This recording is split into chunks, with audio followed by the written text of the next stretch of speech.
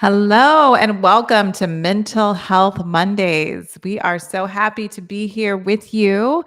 It is so exciting each and every week as we share and as you join and learn. Dr. White and myself just really get excited about these programs. And we're going to continue our discussion about marriage today. We talked last week about the four horsemen to the apocalypse, meaning if you have these four things in your marriage, it's leading to a not so happy end, typically, normally divorce.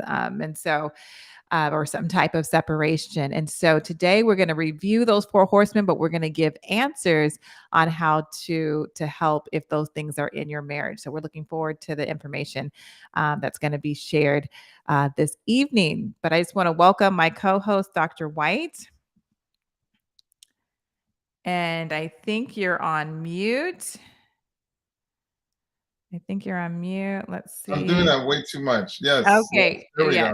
Yes. There you go. Yes. Welcome.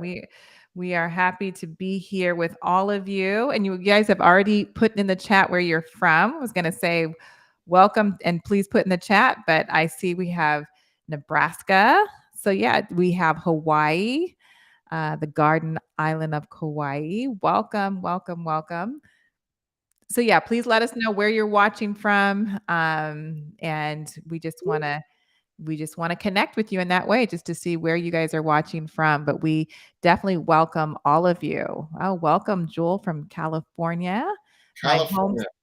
My home state, God's Dr. country. White's state, Absolutely. Canada, Georgia, Toronto, another Canadian. All right.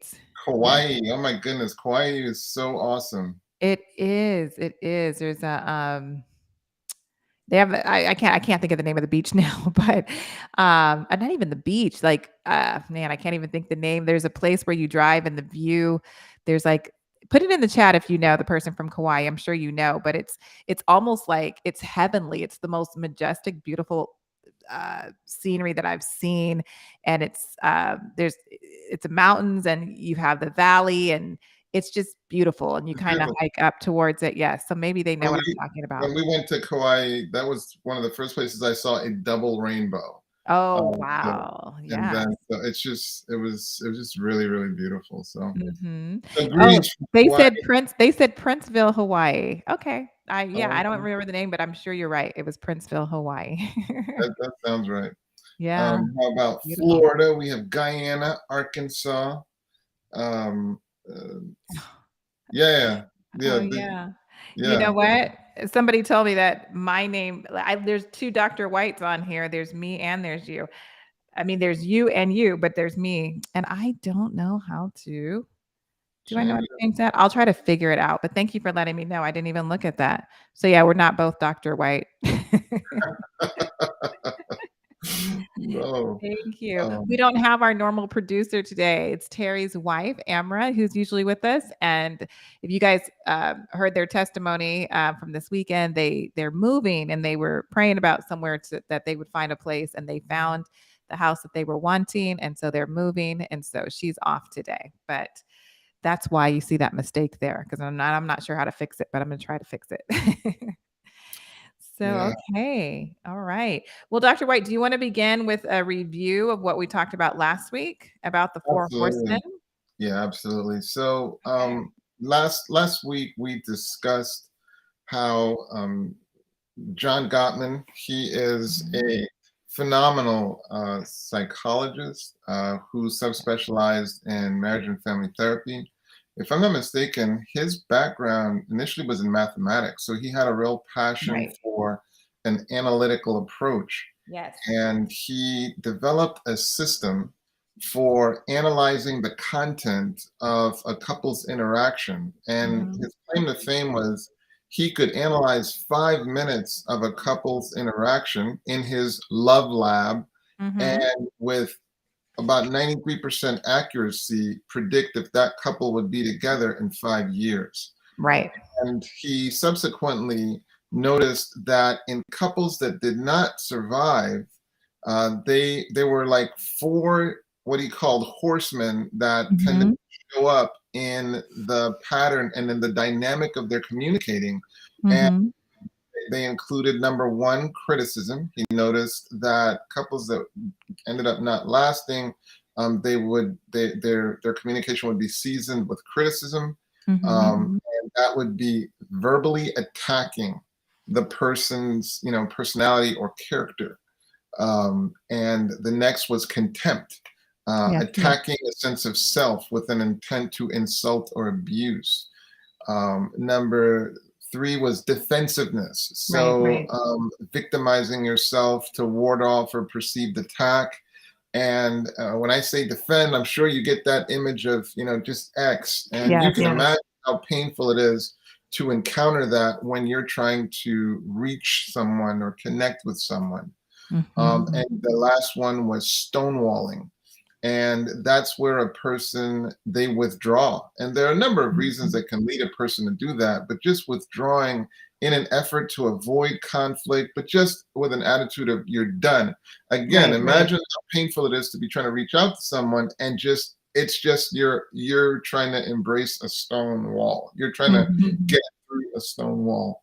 And so you can see how stonewalling would be so painful. What were you gonna say, sis? No, I was actually gonna say I can hear myself, like, when I agree with you and make I don't it's not an echo. Testing. Your Okay. mic is just better than mine, that's all. No, it is not doing it now, but it was do okay. Okay, I guess it's fine.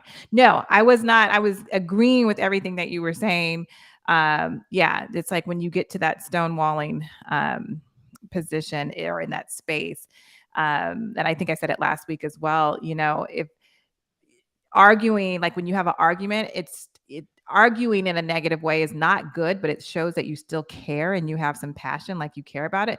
But when you get into that stonewall space, it's like you're not even gonna argue anymore because you have emotionally divorced yourself from the whole situation.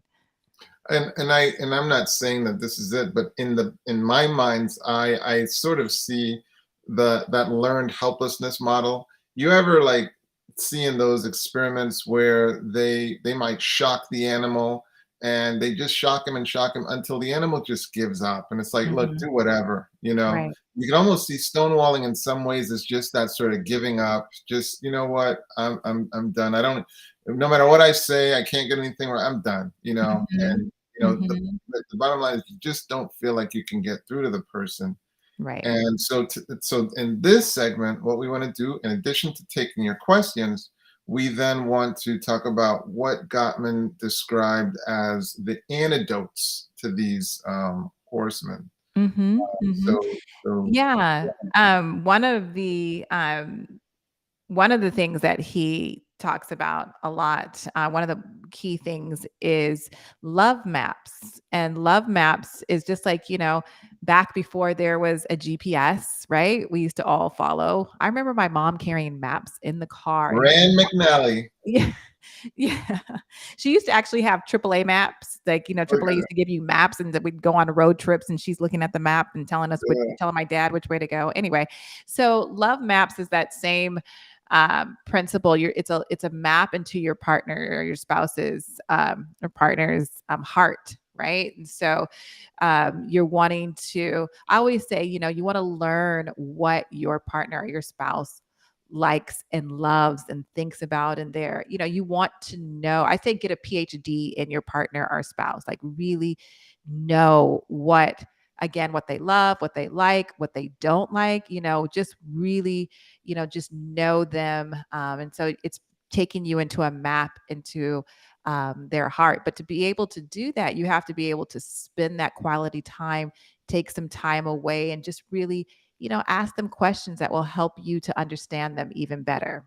Because the person that you married how many ever years ago could be a different their thoughts and their feelings may have changed towards some things. They're evolving into another person, not in a bad way, but you just want to know. You can't assume that you know how they feel and what they think about things, but just spending time and asking them questions and spend quality time with them. No, absolutely. And when you think about the stakes, when you think about the fact that a family's happiness is predicated on the happiness of that relationship, it's really high yield to do that kind Mhm. of work.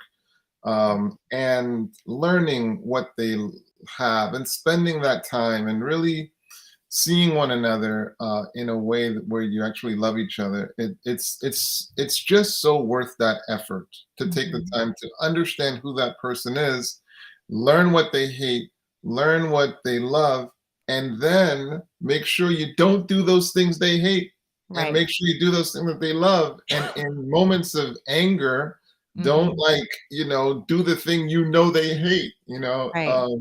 Right. because of course it makes it hard for them to then open up to you Mhm. subsequently. I was So, gonna say, because some people may be thinking like a love map, like I'm in a stonewalling position, right? We're not even close to asking our, spouse a question of how they feel about something. I want to use the example, or we had two guests the last 2 weeks on, and it was Dr. De Leon and his wife, who's also a marriage and family therapist, Carol Ann, and they were definitely in that stonewall position for 8 months. They really didn't have any meaningful conversation for 8 months, and they had a child together and everything. But if you remember, the answer to when they decided that they were going to actually work on their marriage, they would take those trips away and just spend quality time, just driving up the coast and just having conversation and really getting to know each other. Again, that was finding those love maps where the was the beginning of their healing process. And well, they it, and his it's he was 1 foot, this is something I know he didn't say, but I've heard him say it before. He was 1 foot out the door. He had already, I think, signed a lease for another apartment. He was, about to move out, and it was over. I mean, he didn't love his wife anymore. it's interesting because part of what it takes to recover is making that investment. Mhm. The investment in time, the investment in resources. And so often we'll tell ourselves, well, I don't have time to do that, or I don't have resources to do that. And it's helpful to remember that divorce is a $50 billion industry. Like, Mm. if you don't have time to do that, you have time to reduce your wealth in half. Mm. You've got time and or resources to make that kind of a social devastation in your social community. Right. Um and and I would think most people would say not really. And so it's really kind of persuading ourselves to say, you know what, no, this is worth the effort. um Mhm. and then the other thing I would say is there are studies done that show that a large percentage of people who divorce, it's like 3 to 5 years later, they're no happier. Right. And it just being an encouragement that, like, I mean, where things are salvageable, because we're not up here trying to argue that things are always salvageable, And that you but have to stay in a situation, that especially that's abusive. right. Nobody's advocating for that. Let's be No. absolutely clear. We're talking about those like just the difficulties and the challenges of Mhm. merging two perspectives of trying to have a relationship and not recognizing that it takes work, Yes. and it takes the emotional investment to be able to say, you know what, I am not expecting that every moment of this interaction I'm going to be over heels happy. No, I'm Mhm. going to experience some sincere frustration at times. And Right. that's not always a sign to abandon. That is sometimes a sign to roll up the sleeves and get busy working. But the bottom line being that it's worth that investment, because if you don't do that work, if you don't do that Mhm. work, you're going to take that into the next relationship. Yes. Right. And that's why it's just so worth saying, you know what, let me take a look at this and let me work on this. What I've Mhm. seen personally is no matter how good the relationship, for the most part anyway, because some people have dream relationships, but for the most part, at some point, your significant other is going to have a failing of some sort. They're going to Right. fall short somehow, Mhm. because unfortunately, nobody's perfect, Right. including yourself. Mhm. And then what the question that will be posed to you at that point is, okay, the person has a shortcoming in this space. You have a longing in this space. What do you do with that longing? Right. Okay. How do you handle that? Mhm. And that becomes a really important question, because that actually is life. Mhm. Most of the things you're attached to, at some point, there will be a mismatch. There will be a gap between what you expect and what you experience. What do you do at that point? Are you somebody that then rolls up your sleeves and gets to work and goes through the process of healing? Mhm. So, Mhm. so the first one was criticism. Okay, we said one of the first horsemen was criticism, and that is criticizing the person's character. So, Yes. what is the antidote that Gottman recommends to that? The language is the antidote is. Were you want to tackle that one, sis? Well, you can I mean, I was just gonna say, I was going to nurture fondness and admiration. Was that the one that were you gonna go there or It says talk about general startup. So talk about Oh, feeling. yes, yes, Yeah, yes, yeah, yes. yeah. Okay, So with criticism, I see. yeah, you want to. The antidote is a gentle startup. Right. Um, so you want to talk. So he advocates, using I statements, Mhm, and of course expressing, positive needs. mhm. Um, look, And just I go ahead, I was because gonna say, and just practically what a gentle startup looks like. I mean, a gentle startup versus a hard startup. So a hard startup is more, your spouse walks through the door from work and he forgot to take the garbage out this morning. So you have another week's worth of garbage in the thing. So you're annoyed and frustrated or whatever. And instead of, saying, you always do this, you just can't do anything right. You're so forgetful or you're so just not paying attention to, just really attacking the character or just the fiber of who they are as a person. That is the type of criticism that's the hard startup. But a soft startup would be like, "Oh, honey, I saw that you forgot to take the trash out this week, but it's okay. We can take it out next week, or we'll come up with some other solution." But if you start up if you start up with a hard startup, that's where the wall's gonna go up, and you're not going to get what you want out of what you're trying to convey. And I used a very simple type of example, but when there are harder things, I mean, but you can use the principle works with much more difficult situations. I mean, things that are hard to talk about, or that you think that normally end up in a fight or an argument, or naturally the defenses and the guard goes up from either spouse. It's easier to keep the guards down if you do a softer startup. well said, sis. Scripture says a soft answer, um, Right, right. turns away Right. wrath or anger, but grievous words, they stir it up. Um, and I find in communicating, things work the most effectively when you can operate without triggering the defenses. Okay, like your goal is really to avoid triggering the defenses. And here is something that helped me so much. If you spend any time with me, you'll hear me say this several times. I learned that when triggered to say something, I don't have to say anything. Yes. Gottman is advocating for a gentle startup. I'm saying sometimes don't start at all. In fact, I would say most times don't start at all, because however calm you think you're being, however gentle you think you're being in Right. the startup, you're probably being a little rougher than you think, Yeah.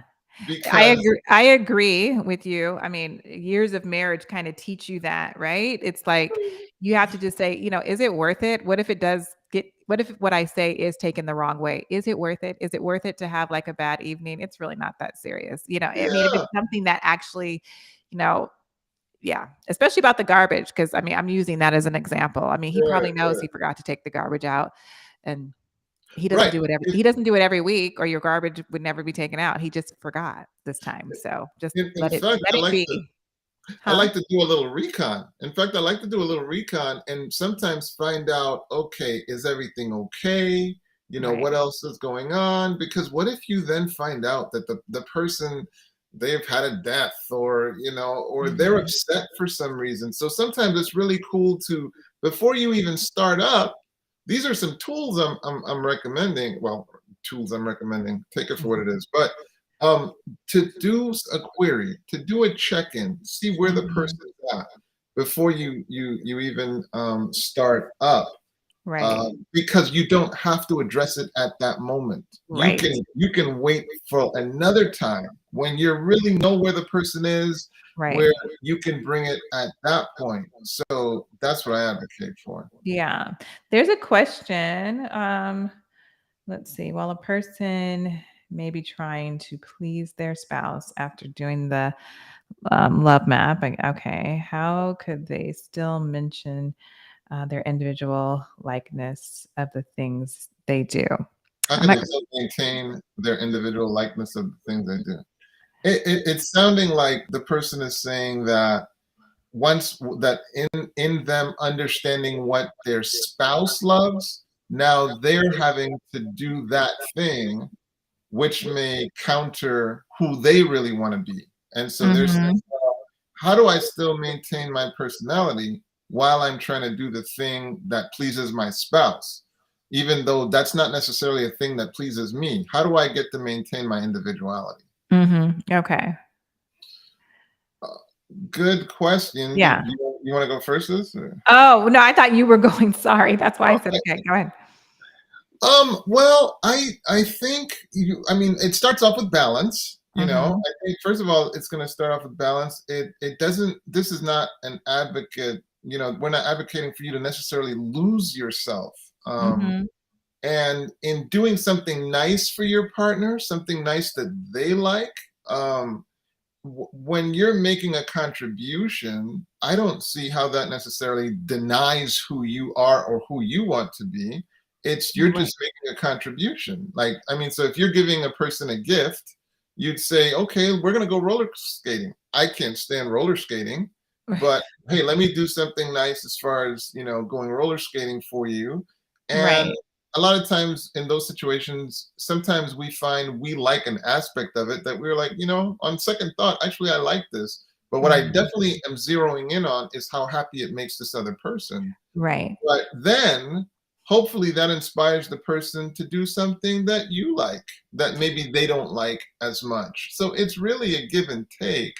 And I don't see it as you just have to give in such a way that you completely lose your personality in the process, because Mhm. it's supposed to be a give and take. Right. Love maps goes both ways.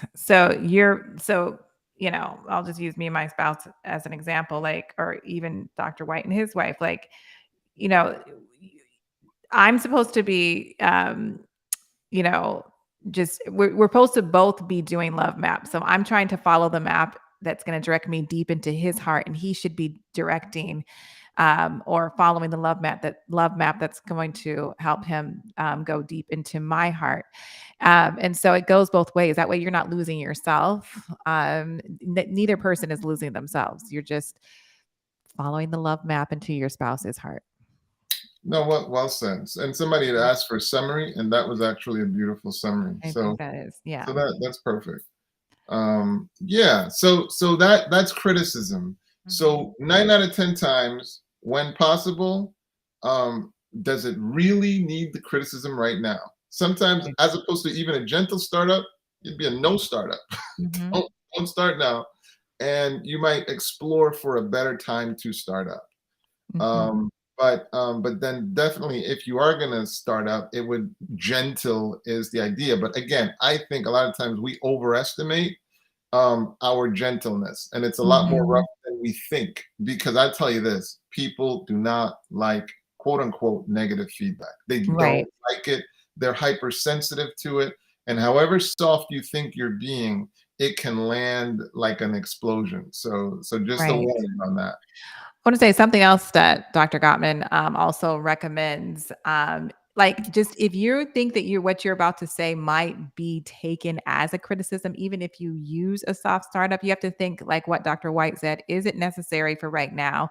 I would like to add in there also, if you haven't said positive things or good or positive things to your spouse. I mean, I want to say 5. This is not quite the 5-to-1 ratio thing, but if you haven't said like 5 positive things in that day or whatever, don't say the negative. Like if you haven't said anything positive that day to your spouse, do not say the negative. Like Sometimes I'll actually let the negative thing like trigger me to remember to say something positive. right.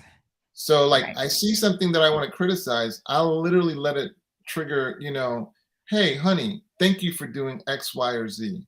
Yeah. It was so meaning because what I realize is people are so much more in need of our positive feedback. Mhm. Sometimes you see a person and you think that they're doing okay, and little do you know they are desperately craving some positive feedback.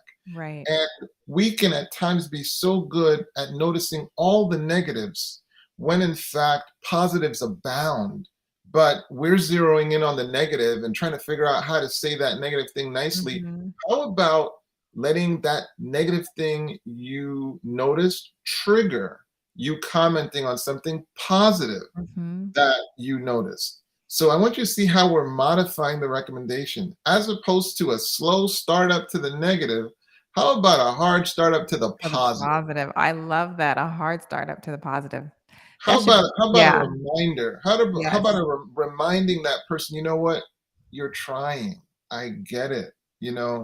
A reminder that you love them, a reminder that you care. I That has helped me so much. That has Mhm. helped me so much. So Mhm. I'm trying to give you the stuff that's worked for me. Right. But we're not Mhm. your mental health practitioners. I Nope. gotta say that. Yep. Please, No, we're whatever not. you hear here, please take it back to your mental health team and see if they agree so that they can better incorporate it into your situation. That's FYI. right. That's right. I wanna say you just said that, and it's been scrolling across the screen, and I never did mention it in the beginning, but if you see on the screen, if you're wanting updates from, Mental Health Mondays and anything else that we're doing here at Living Manna, Church, you can sign up to get text and reminders because I know that, yeah, people have been finding it very beneficial to get a reminder that, "Hey, Mental Health Mondays is gonna be coming on in a few hours." So if you want to get those reminders and information about, what we're doing, topics we're going to be covering, you can text LMOs or put or you're texting it to LMOC, but in the but you're going to put that number in the content.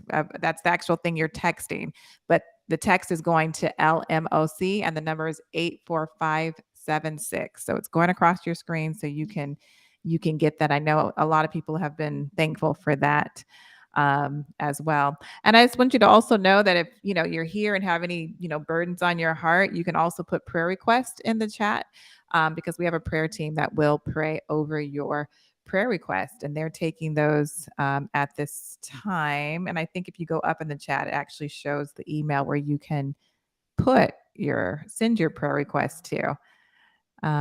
Because I'm not the producer and so savvy, I don't know how to just put it in the all right. Well, we'll have it in here. The prayer team that is watching, please put it in the chat where they can send their prayer request. If they're, wanting prayer for their marriage or just help with, anything that they are needing, um, anything. So, yeah. All right. No, So we have another question.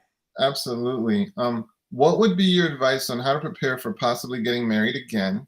What should be done to prepare for successful and happy marriage? This one's a Mhm. floater. Go for it, sis.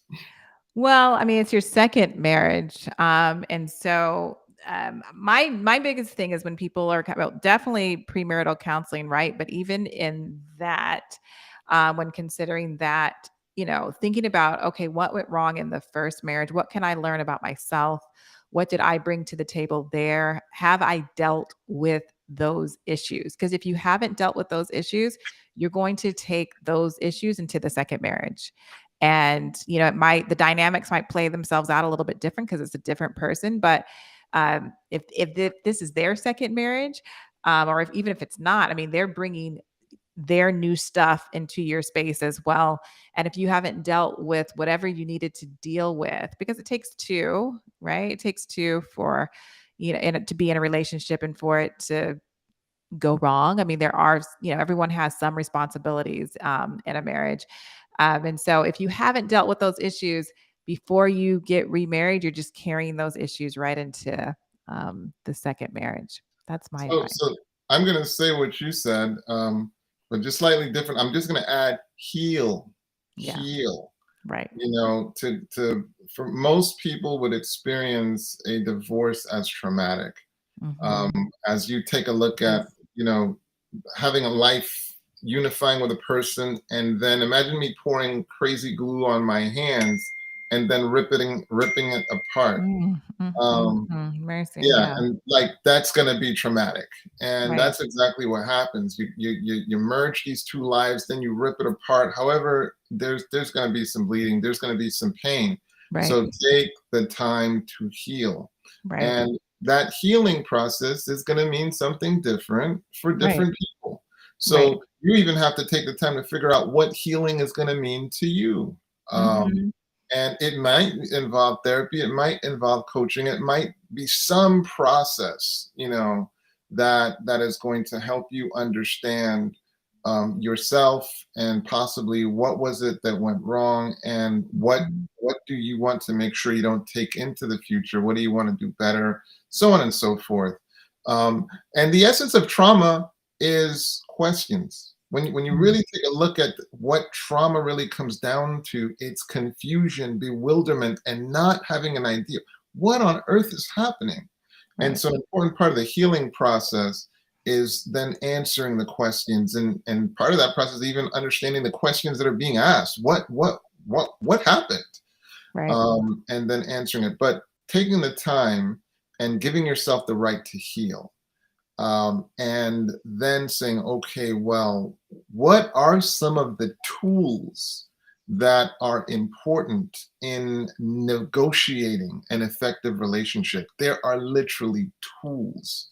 Hmm. I don't know about you, sis, but like I know we don't practice therapy on our family members. It's impossible. But Right. I'll tell you this, I definitely use the tools I've learned to Right. help me have a better relationship. What are your Oh, thoughts? for sure. I tell people all the time, I mean, our marriage improved once I went back to school and started learning so much about myself and, marriage and things like what we're talking about. And it wasn't because of my husband, it was because of me. I was learning and, and learning so much for myself. And even as a mother, how to, approach my children and deal with different issues. And so for sure, you practice therapy on yourself. Well, And have a therapist too.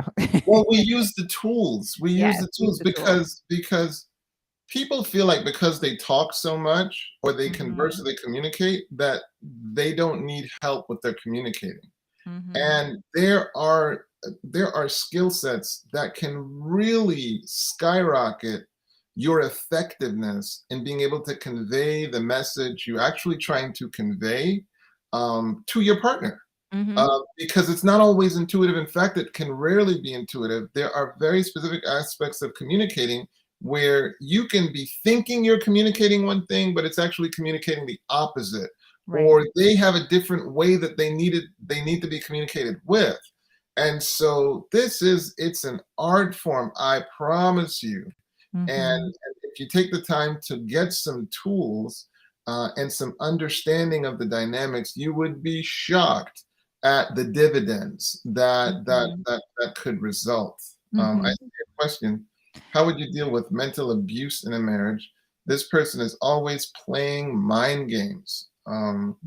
I'll give sis the first crack. In fact, yeah, go ahead. You want to take the first crack at that? Yeah, Or? I was waiting for you to take that one. All right, I'll take the first crack. How would you deal with mental abuse in a marriage?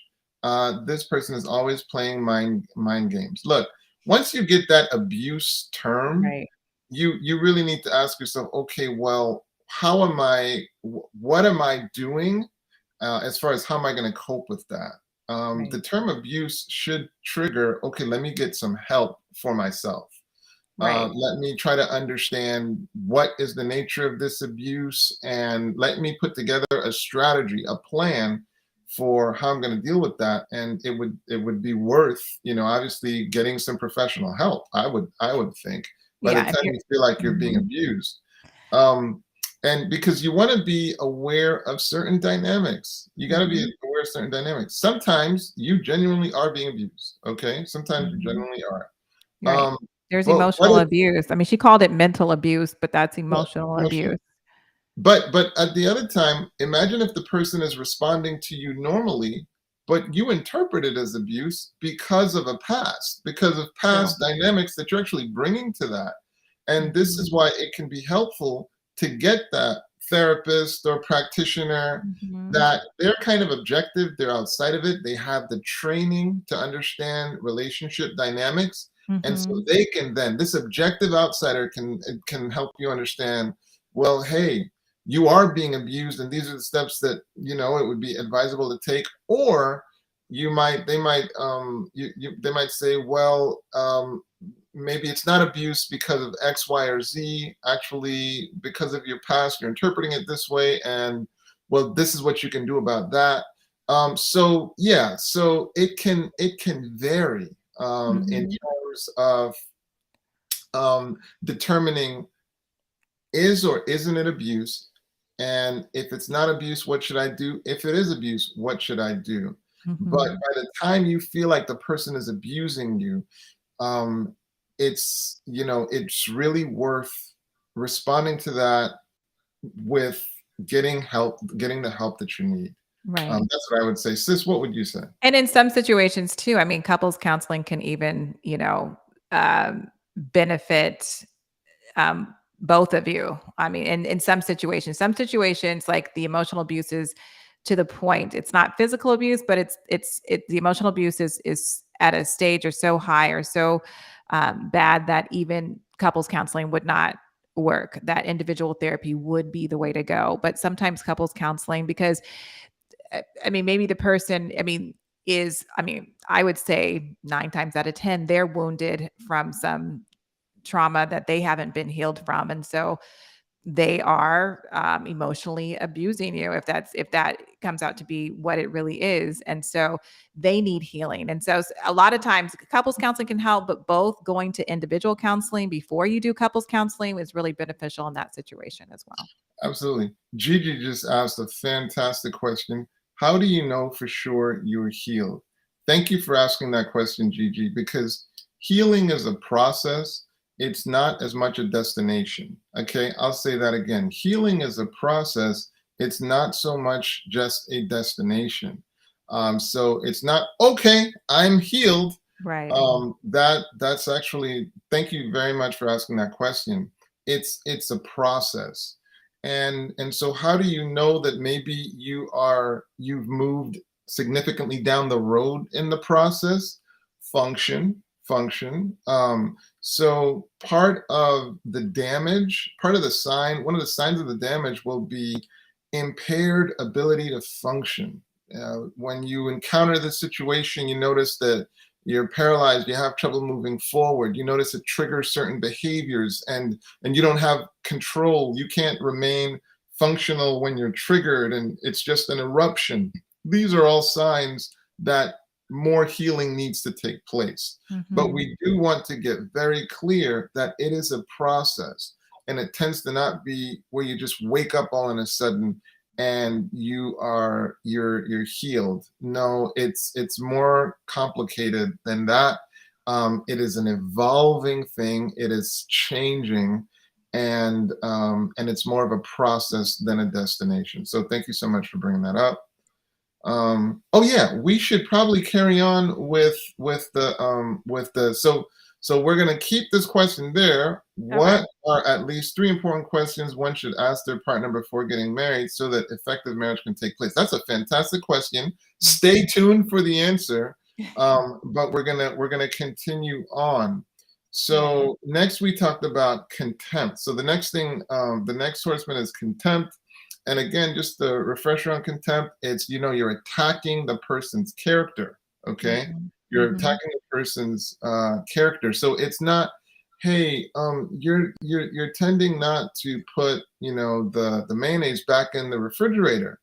Mhm. No, it's you never put things back. Mhm. You want to talk about a hard start.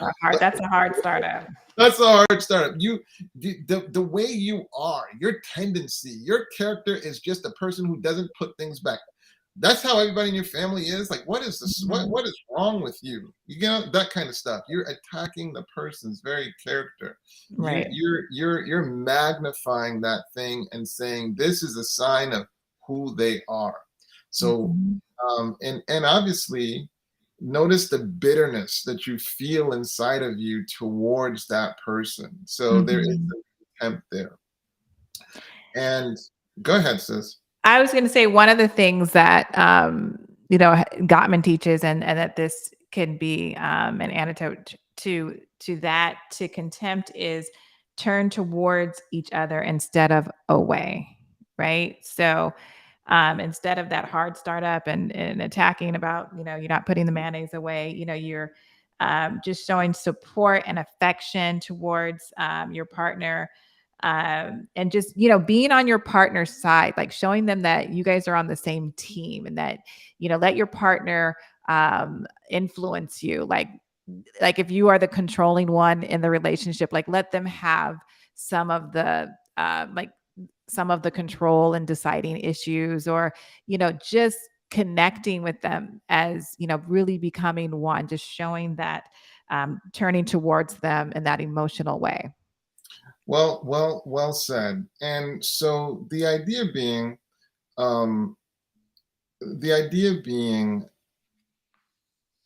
if I were to ask you, this is an interesting question when you ask couples, you're like, hey, can you tell me what it was like when you guys met?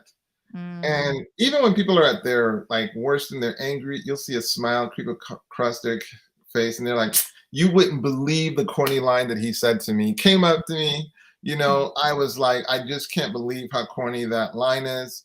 And you can literally sometimes see a smile come across their face, and their demeanor kind of changes, and they remember. I remember the good old days. I remember right. that, and you see them soften, and so what the cure to contempt is to move towards a sort of culture of appreciation. um, Hmm. there was something you saw good in that person at some point.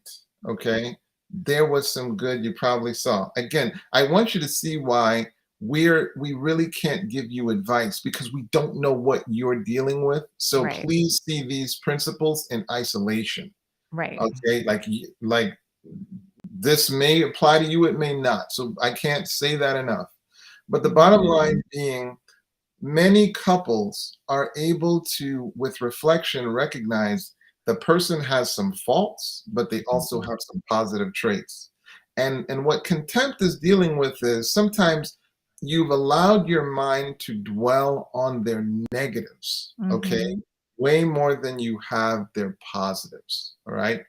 And so this is arguing, hey, put some intention into dwelling on the positives and remembering the positives. Okay. Hmm. And I can't qualify it enough that you have to know your situation, because obviously, if their negatives are throwing the children out of, or being harsh with children or something like that, Hmm. it's completely different. So we're just sharing some concepts that worked for us, and Right. and that's the bottom line. But building a culture of appreciation, and putting some intention into remembering some of their good qualities, especially those good Mhm. qualities that are still there. Over to you, sis. I was just going to say, to be able to build a culture of appreciation within your marriage, something that I recommend to my clients to tell your partner one thing that you appreciate about them every day. It could be the smallest thing.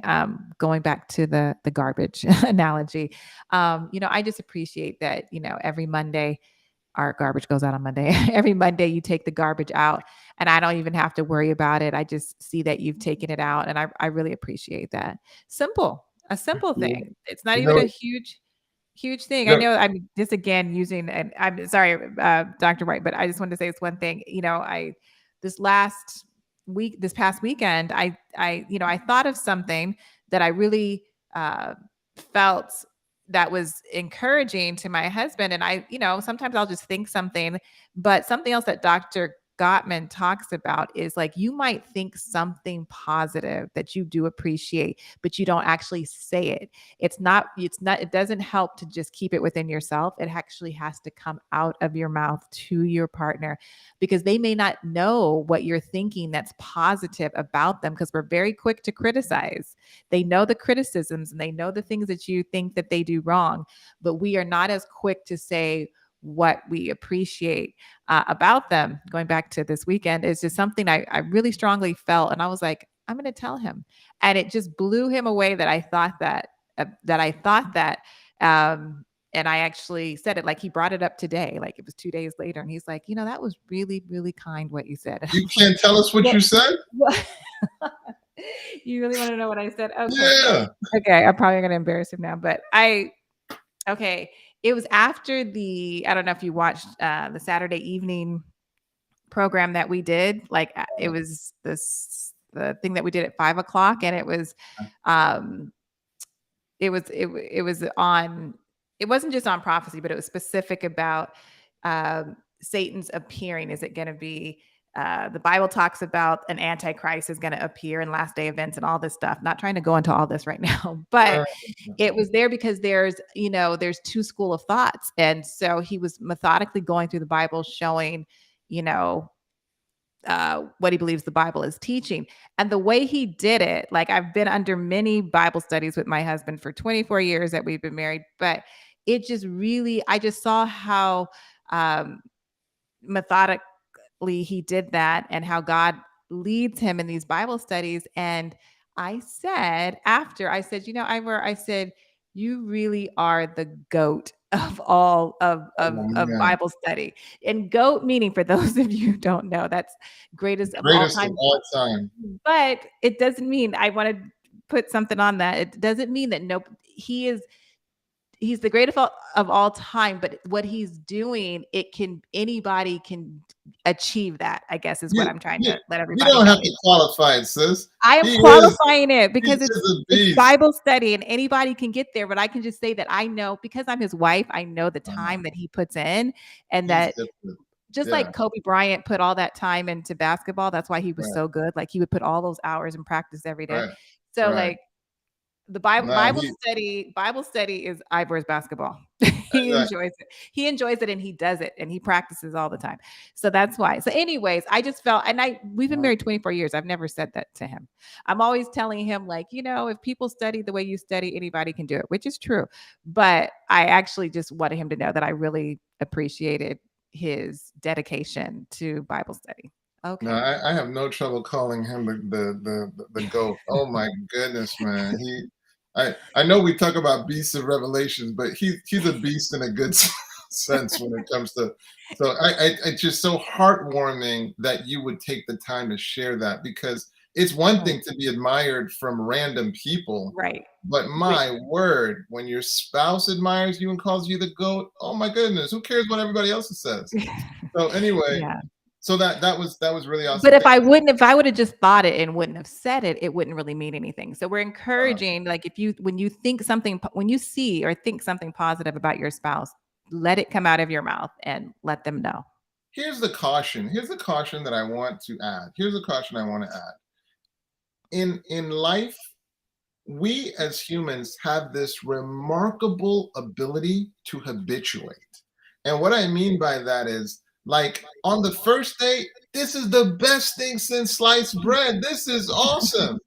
On the second day, yeah, that was really, really good. On the third day, yeah, yeah, that's good. And by the fifth day, or the 20th year in marriage, Right. oh, brother, if only, Right. and we have this remarkable ability to habituate, and what we once so appreciated, all of a sudden we don't love. Like, remember what it was like to go to bed alone, and it's like you're just like, oh my goodness. And then once you've had this for a while, you're like, man, can't you stay on your side? And it's like, and it's I want you to see that we have to be intentional about Right. appreciating and recognizing that we're kind of wired Right. to like what we don't have and Right. to take for granted what What we we do do have. have. Mercy. We're Yes. kind of wired for that. And Right. so you have to reject that. And we're saying part of how you can undo contempt is building Mhm. a culture of appreciation, of Yes. recognizing I have to be intentional about appreciating them and being literal about it. I have to Mhm. actually articulate it. But let me tell you, it can be a game changer when your spouse, when your words, when you take the time to be like, you know what, you are the GOAT. Mhm. It's another level. It is just such an Mhm. awesome level. Mhm. So I know that must have been meaningful to him. Yeah, you know what? We have another question here, Oh, yeah. the one we didn't Yeah, get let's to. go back to that. Okay. Um, what at least 3 important questions should you ask a partner before getting married so that effective marriage can take place? I have this talk I do entitled "Don't Say a Word." Don't say a word, okay?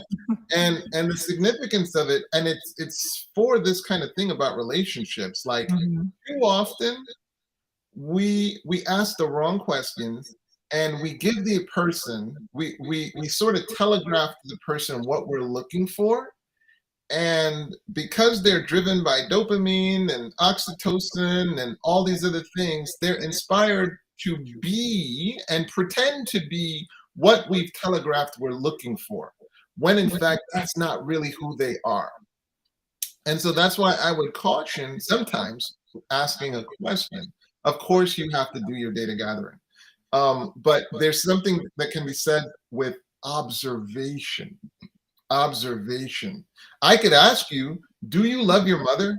Are you good to the people that are important to you? Or Mhm. I could observe how you interact with your mother. And you know what's interesting about observing people? Absolutely observe how a person interacts with their mother. But the Mm. real person you should observe how they interact with are the people they consider insignificant. Right. That's really going to tell you how that person regards people. Because Mhm. I'll tell you what, at some point, you're going to do something that Right. is going to make you a little less significant. And that's when Mhm. you're going to get their treatment that they direct to insignificant people. Mhm. Maybe you show up late and it was beyond your control, but it Mhm. really upset them. And now you're in that insignificant category. And now you're going to get that treatment. And so Mhm. that's why it is so important to really and truly observe. I'll Mhm. tell you that one of the things that I feel are, just incredibly important, that I feel like is the bedrock of relationship is truthfulness. Right. Is truthfulness. Honesty. I think that really is the platform that you can build everything on. To And build a so, house. and yet again, it's not a question, are you truthful? That's not a Mhm. question. It's observation. Do you catch Mhm. them in white lies, and do you catch them in lies? And do you see them maybe lie to other people? Uh, Mhm. I mean, tell them that I'm sick, and I can't get Mm. like that. Like Right. you get to see, does this person build their life around being truthful? Honey, we Yes. have to tell the Around truth. honesty. Mhm. Because truthfulness occurs on two levels, and maybe Right. there are more. I know of two. The first is honesty, like you mentioned, sis, and that's where Mhm. if you ask me the right question, I'll tell you the truth. Right.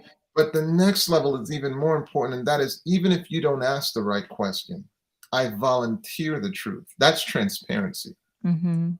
That's when I look at you, I can see through you because Mhm. because you're just so truthful. So I feel like observation and tracking what the person does is such of a critical and almost a more important part than what does the person say.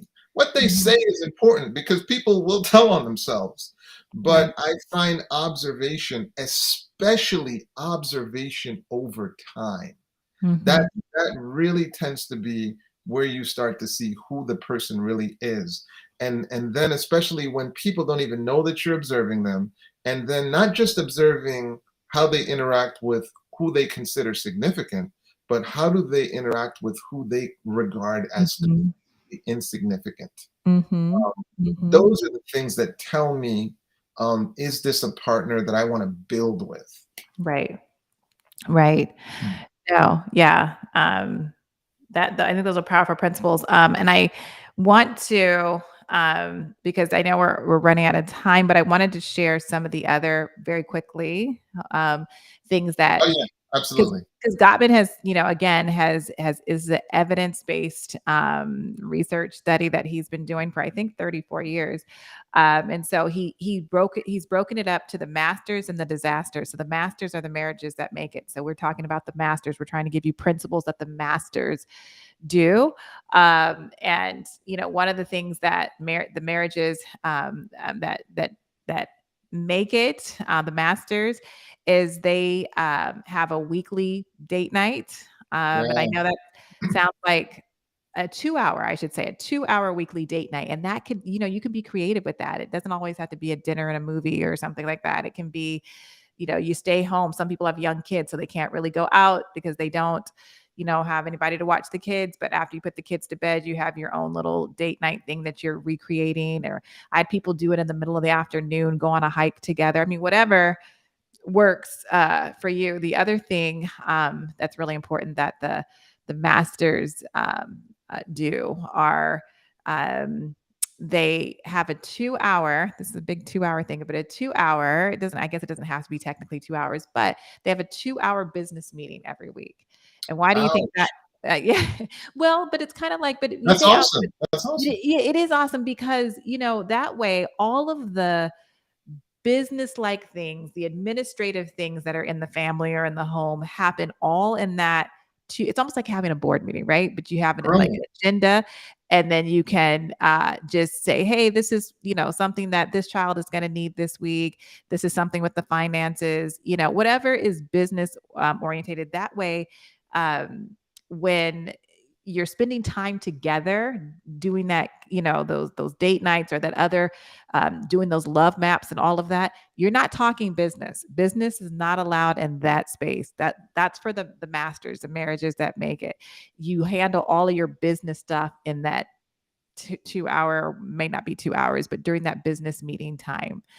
So they do the date nights, they do um, the business meeting, and then 4 times a year, they go away for a weekend getaway. So, like, once a quarter, if you wanna break it up into quarters, they do, a weekend getaway, and just kind of so you're always every week, you're reconnecting, restoring, the marriage, and dealing, with, and throughout the week, you're showing the culture of appreciation, and all those types of things. Dr. White, did you wanna add to any of that? This, yeah, I want to just mention that look at how systematic that is.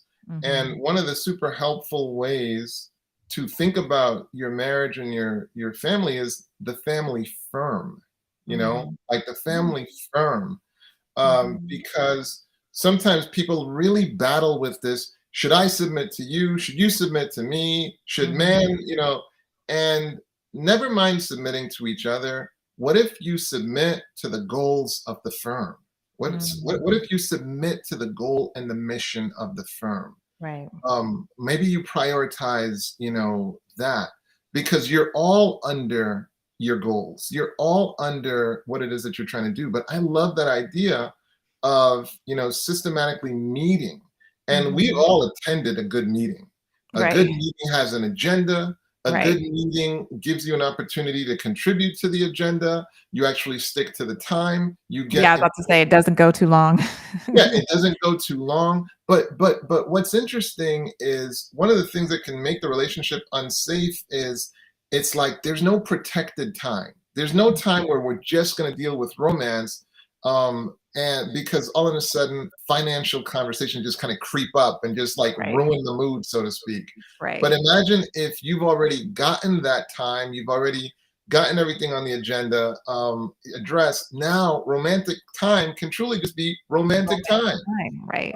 Yeah. And so I think that's really awesome. And by Yeah. the way, let me just say regarding the Gottman Institute, there is so much there. Right. Like, Yes. just go there, and a lot of stuff is free as well. Mhm. So Mhm. it can be quite a resource. We are scratching the surface right now. Right. Um, Really we're, just the we're surface. scratching the surface, and Gottman is just one marital influencer. We Right. haven't even gone over to Michelle Weiner Davis or some of these Right. other folk. Mhm. But I hope you see that there is some wonderful content that Mhm. you can literally build into your relationship routine in order to get the results of the masters. Okay, Right. so that's really awesome. This Yes. brings us to 602, and there are two more to do, so we'll just save those two for next time, sis. 602 for you. 802 Oh, for me. We're 802, giving I know, it's and like 602. yeah, Yeah, yeah. I mean, we can carry it over for next week and add, maybe some of those other, people you were just talking about to it as well. Absolutely, Um, yeah, absolutely. because we stick with time, but as you see on the screen, we have our emails. We have my email and Dr. White's email. And so if you want to email us during the week, have some mental health questions, or if we can help you find somebody, a mental health professional in your area, yeah, we would, we'll try to do our best to see what we can do. And so, yeah, those are our emails, and it's on your screen, so you can jot those down. But we are thankful that you have tuned in. Remember to share this link. I mean, this is practical stuff. How many married couples do you know? A lot. You know a lot. So share with your friends, your family members, and say, hey, this was some powerful stuff on marriage. And yeah, definitely share. You can go to our Instagram, My Living Manna, and you can follow us there. We have a Facebook page as well, and you can like that. And you can just share this episode. And if you go back on YouTube, you'll see that we did something last week as well on the four horsemen. And so there, you might want to share both of them so they can kind of assess some things that are going on in their marriage. Go ahead. And sis, this is all a build up to Saturday, Yes, because that's right. Saturday, are you guys continuing with We, the marriage yeah, we series? have the final. Well, we have the final one. The Daily Owns will not be with us. They were not able to do 3 weeks back to back, but Right. we will be discussing marriage as well through, and it's our final one through the sanctuary, the Old Testament sanctuary, and just showing how the principles that you can learn in the Old Testament sanctuary can benefit how that benefits your marriage. So you're not going to want to miss that. Absolutely, absolutely. We do also want to remind you to be generous in supporting the ministry Yes. with both your prayers as well as your financial stewardship. Right. Because you're gonna make possible some really amazing things. Right. Pastor Ivor and the team, they just have some really awesome ideas, and any help you provide in bringing those things to life are incredibly meaningful, greatly appreciated. So Right. just wanted to mention that as well. Yes, and you can, if you are wanting to support, or you can just go to our website. If you're wanting to support, you just go to the website, livingmanna.church, and you can just follow those prompts, and it can tell you how you can support this ministry. But we are just happy that we could be with you this evening. You will, again, if you want to get information about Mental Health Mondays and all the other things that we do all throughout the week, with True Health Tuesdays. If you want to get alerts about when our Power Wednesdays, our prayer service, and Dr. Pandit's program as well, proving the existence of God. And for our church service, you can just the text what's scrolling across your screen right now. You can go to LMR text LMOC, and then in your content of your text, you can put the numbers 84576, and that will make you sign up so that you can get alerts. So you don't have to just depend upon your memory to remember all the things that Living Man at Church is doing, but you will get reminders throughout the week in a few hours before we go live. So that way you won't forget. But with that said, we look forward to being back with you next week and bringing you some more. I think we're going to wrap up this information about, how to have a better marriage. And we look forward to you being there and you bringing your questions. And we will, by God's grace, provide you with meaningful content that will help benefit you in your marriage. So with that, Absolutely. we like to just say good night and help you guys. And maybe some places where you are, it's still day or it's the next day, but have a good day or good night wherever you are. All Good right. evening, good morning, and good night. Yes. All right. All right, All take right. care. Yeah. Bye-bye. Okay. Bye Take bye. care.